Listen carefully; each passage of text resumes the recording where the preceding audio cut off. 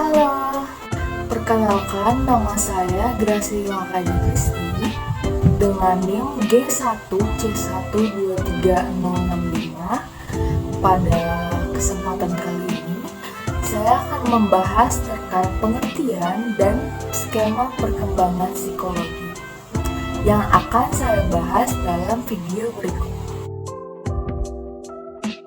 Yang pertama yang akan saya bahas yaitu terkait sejarah psikologi.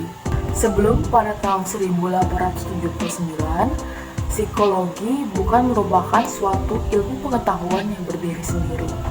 Psikologi masih termasuk ke dalam filsafat dan ilmu faal. Selain daripada itu, filsafat sendiri telah mempelajari tentang kejiwaan manusia pada tahun 500 sampai 600 sebelum Masehi. Jadi teman-teman, filsafat ini sudah mempelajari tentang kejiwaan, yaitu di mana hal itu terkait tentang psikologi itu semenjak pada tahun 500 sampai 600 sebelum Masehi.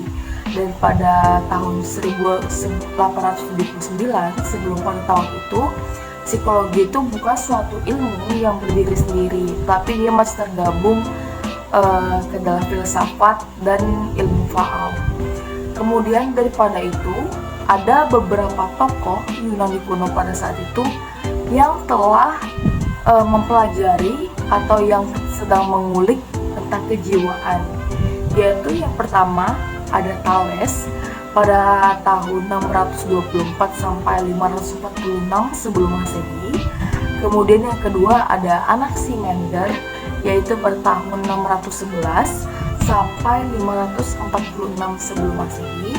Ada Anaximenes, kemudian ada Empedokles, kemudian ada Hippokrates, kemudian ada Socrates, ada Plato, ada Aristoteles, ada René Descartes, dan ada George Berkeley.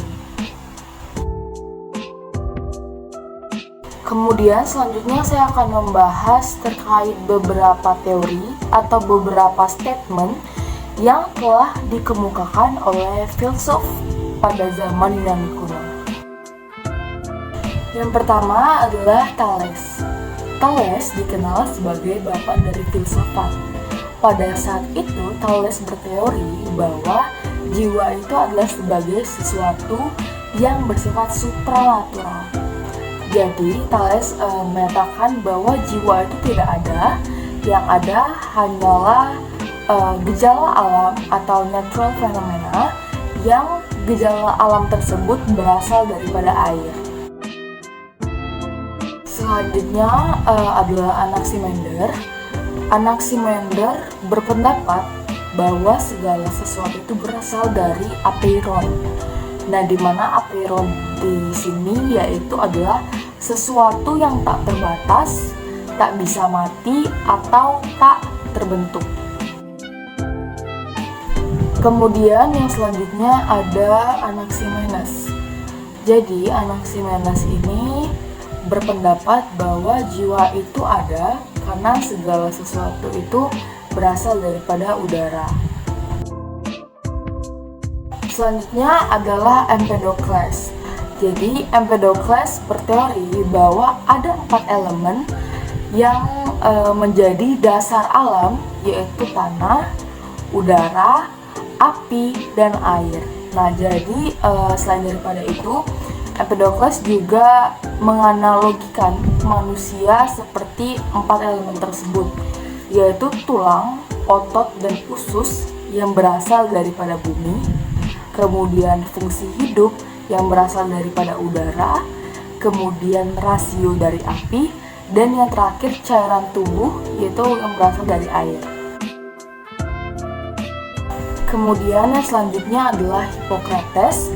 Hippokrates berteori bahwa jiwa manusia digolongkan ke dalam 4 tipe kepribadian berdasarkan cairan tubuh, di mana cairan tubuh ini merupakan cairan yang dominan di dalam tubuh. Hippokrates sendiri merupakan bapak dari ilmu kedokteran. Nah, jadi Hippokrates ini berpendapat bahwa ada cairan dominan dalam tubuh, yaitu yang pertama adalah kepribadian riang didominasi oleh darah. Kemudian ada kepribadian yang melankolis didominasi oleh sumsum hitam. Kemudian adalah kepribadian kolerik didominasi oleh sumsum kuning. Dan yang terakhir adalah kepribadian yang flagmatis, yaitu didominasi oleh lendir. Nah, selanjutnya di sini ada 3 serangkai yang dimana dikenal dengan trio SPA, yaitu Socrates, Plato, dan Aristoteles. Jadi Plato sendiri merupakan murid dari Socrates dan Aristoteles sendiri merupakan murid dari Plato. Oleh karena itu, Socrates, Plato, dan Aristoteles merupakan filsuf Yunani yang sangat berkarya pada zamannya. Yang pertama yaitu Socrates, bahwa dia berpendapat terkait teknik memetik, yaitu bahwa wawancara untuk memancing keluarnya pikiran-pikiran seseorang. Jadi Socrates ini berteori bahwa dengan melakukan wawancara, pikiran itu mencerminkan keberadaan jiwa di balik tubuh manusia. Nah, jadi makanya dia berteori bahwa dengan melakukan wawancara, seseorang dapat mengulik atau dapat mengetahui suatu jalan pikiran seseorang.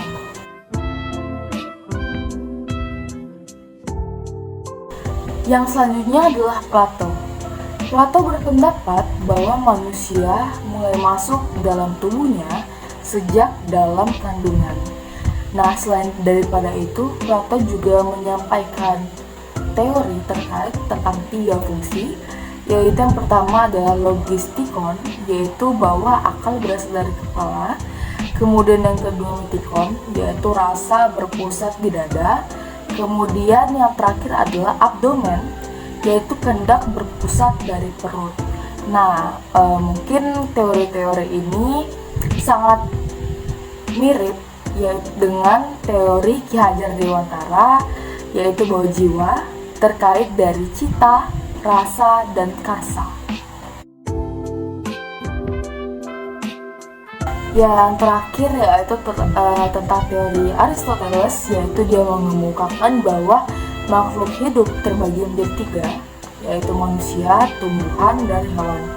Di mana hewan tersendiri memiliki mungkin derajat yang lebih besar daripada tumbuhan, karena hewan memiliki akal budi dan memiliki cara melakukan sesuatu, cara berperilaku, kemudian memiliki pengetahuan yang lebih daripada tumbuhan.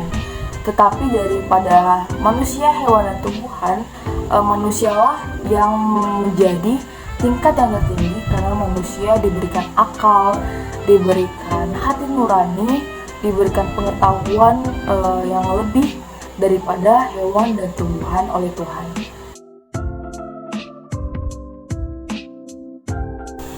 Oke, beralih daripada pendapat pada saat filsafat Yunani kuno. Kemudian yang selanjutnya yang akan saya bahas yaitu terkait filsafat pada zaman Renaissance.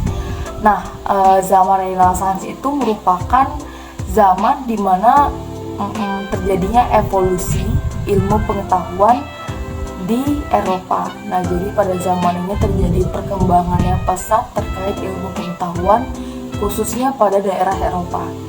Pada zaman ini saya akan membahas terkait 2 statement atau 2 teori yang dikemukakan oleh 2 tokoh penting pada zaman Renaissance. Yang pertama adalah René Descartes. René sendiri merupakan seorang filsuf yang berasal daripada Prancis.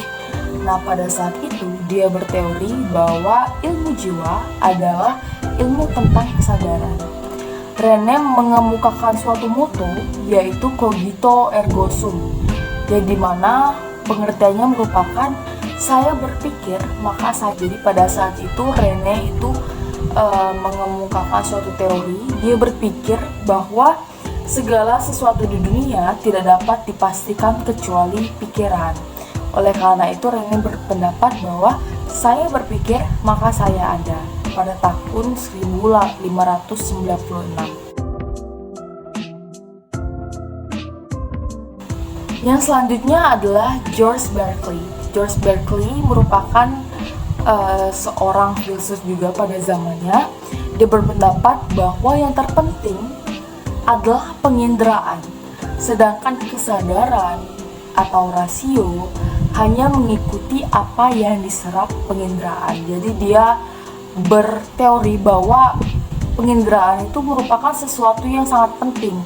Jadi intinya George mengemukakan bahwa segala sesuatu itu berasal daripada penginderaan, yang sesuatu penginderaan itu sendiri merupakan ilmu dari persepsi.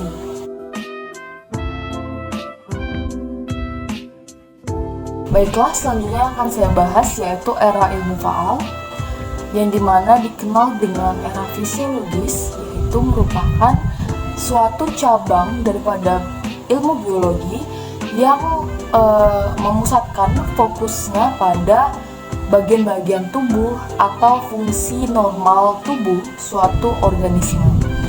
Nah, ilmu ini menekankan kepada bagaimana cara hidup atau bagaimana cara tubuh berfungsi dengan normal. Di dalam era ini saya akan menjelaskan beberapa statement yang dikemukakan oleh filsuf. Yang pertama adalah Sir Charles Bell pada tahun 1774 sampai 1842, dan Francois Magadie 1783 sampai 1855. Jadi mereka berteori bahwa mereka menemukan syaraf sensorik dan saraf motorik. Nah, jadi saraf sensorik sendiri merupakan saraf yang fokusnya terkait tentang penginderaan, dan saraf motorik sendiri memusatkan fokusnya pada gerak atau kelenjar. Kemudian yang selanjutnya adalah Paul Broca. Jadi Paul Broca ini pada tahun 1824 sampai 1880 dia mengemukakan dia menemukan pusat bicara itu berasal daripada otak. Nah, jadi Paul ini juga merupakan seorang filsuf yang berasal daripada Jerman. Kemudian yang selanjutnya adalah Marshall Hall, yaitu pada tahun 1790 sampai dengan tahun 1857, yang dimana dia mengemukakan tentang mekanisme refleks. Marshall Hall seorang filsuf yang berasal dari Inggris. Nah, dari ketiga statement yang dikemukakan oleh tiga filsuf tersebut, lalu muncullah suatu definisi ilmu psikologi yang terkait tentang ilmu faal.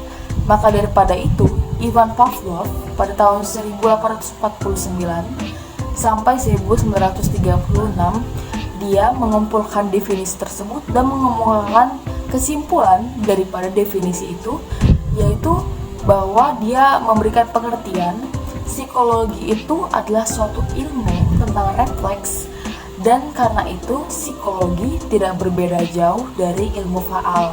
Psikologi itu masih termasuk ke dalam ilmu faal itu tersendiri. Baiklah, setelah membahas terkait tentang sejarah perkembangan psikologi, selanjutnya saya akan membahas terkait apa sih definisi psikologi itu.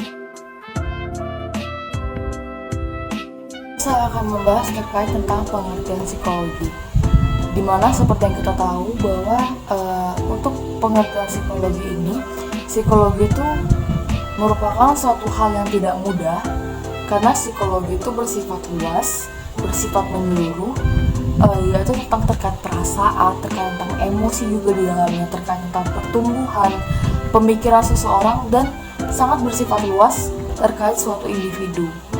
Dan oleh karena itu psikologi juga akan berkembang sesuai dengan perkembangan zaman.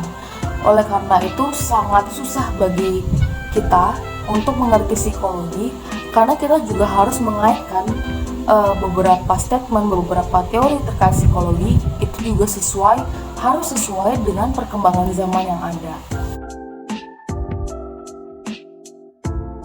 Banyak sekali statement yang dikemukakan oleh beberapa ahli-ahli yang terkemuka, yaitu terkait tentang pengertian psikologi. Di antaranya, yaitu yang pertama adalah Gardner Murphy.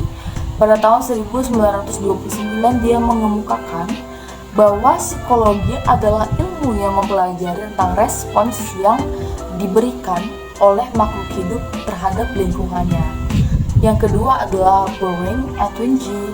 Herbert S. Langfeld, Harry P. Wells, yaitu pada tahun 1948. Mereka mengemukakan bahwa psikologi adalah studi tentang hakikat manusia. Kemudian selanjutnya adalah Clifford T. Morgan pada tahun 1966.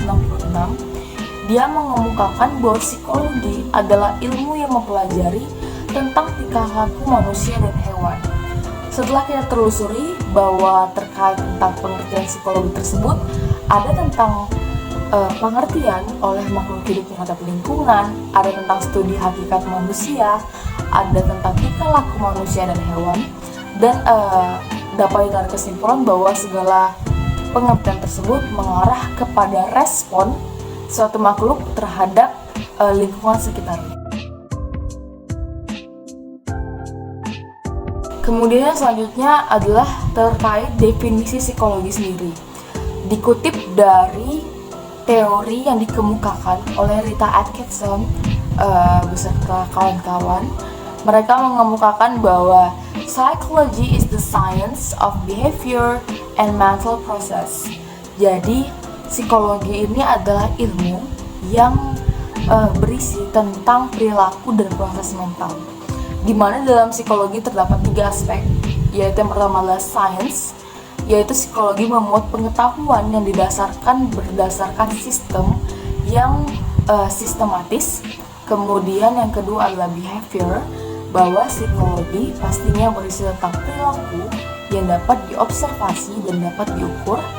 Dan yang terakhir adalah mental processes, yaitu bahwa aktivitas psikologi adalah aktivitas yang meliputi cara suatu individu untuk berpikir, untuk merasa, dan menerima, dan terangsang. Masih tentang definisi daripada psikologi, selanjutnya adalah ada seorang ilmuwan yang bernama Morgan pada tahun 1987 yang mengemukakan pendapatnya atau statementnya terkait tentang psikologi itu sendiri, yaitu dia berpendapat bahwa psikologi merupakan suatu hal yang tentang mempelajari perilaku manusia dan binatang serta penerapannya pada permasalahan manusia. Pada saat itu, Morgan melakukan eksperimen terhadap seekor anjing yang dimana Morgan mengemukakan bagaimana cara anjing untuk dilatih.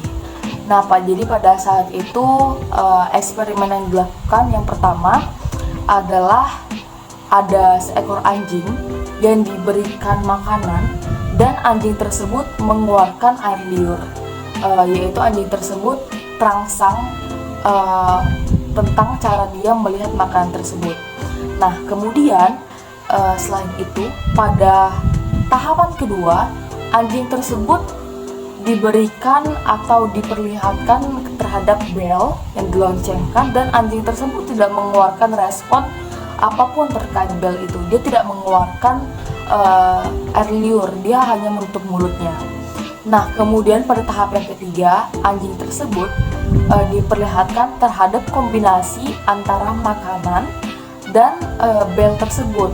Pada saat anjing tersebut melihat makanan dan bel itu, maka anjing tersebut mengeluarkan air liur. Nah, pada tahap yang terakhir, tahap keempat, pada saat setelah anjing tersebut diperlihatkan kepada makanan dan bel, pada saat anjing tersebut diperlihatkan hanya kepada bel, anjing tersebut mengeluarkan saliva. Dan yang terakhir adalah bagaimana penerapan psikologi dalam kehidupan manusia. Pada dasarnya, psikologi sendiri merupakan suatu ilmu yang diterapkan untuk memecahkan masalah-masalah hidup suatu individu. Karena psikologi itu juga terkait tentang problem solving, di mana dia terkait tentang bagaimana cara suatu individu dapat menyalurkan atau mengekspresikan caranya untuk mengatasi kehidupannya sehari-hari. Nah, jadi hal tersebut akan menghasilkan bagaimana cara penerapan pengetahuan untuk masalah-masalah praktis, yaitu yang merupakan seni daripada psikologi itu sendiri. Selanjutnya adalah psikologi merupakan suatu keterampilan untuk melakukan sesuatu pencapaian yang dapat dicapai melalui belajar, melalui latihan, dan melalui pengalaman khusus. Jadi psikologi itu suatu aspek yang sangat luas, suatu aspek yang terkait tentang bagaimana sih cara suatu individu untuk berpikir, untuk menyalurkan emosi, untuk bagaimana cara individu beradaptasi dengan lingkungan-lingkungan sekitarnya. Baiklah, sekian dari pemaparan saya terkait tentang pengertian dan skema perkembangan psikologi. Mudah-mudahan video ini bermanfaat. Saya minta maaf jika terdapat kesalahan kata. Saya ucapkan terima kasih dan sampai jumpa.